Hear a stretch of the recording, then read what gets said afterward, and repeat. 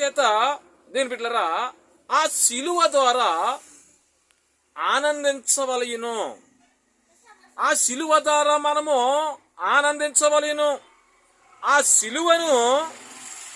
సిలువ ఎట్టి కష్టమైనను తొలగించి మోక్షము ఇయ్యగలదు అన్నారు దైవజనులు తండ్రిగా దేవదాసయ్య గారు. ఏమన్నారండి? ఆ సిలువ ఎట్టి కష్టమైనను తొలగించి మోక్షమట ఇయ్యగలదన్నారండి.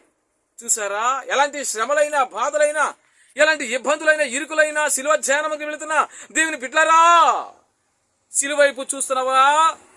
సిలువైపు చూస్తున్నావా? సిలువైపు చూస్తే మోక్షము దొక్కుతుంది మనకి.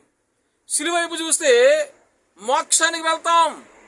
సిలువలో దొంగ దీని బిడ్డల చివరి క్షణాల్లో ప్రభువుని వేడుకున్నాడు, ప్రాధేయపడ్డాడు, పశ్చాత్తాపపడ్డాడు, కన్నీళ్లు కార్చాడు. ప్రభువా, నీవు నీ రాజ్యముతో వచ్చినప్పుడు నన్ను జ్ఞాపకం చేసుకోవా అన్నప్పుడు ఆయనకు మోక్షము దొరికింది. దాని స్తోత్రం. అందుకే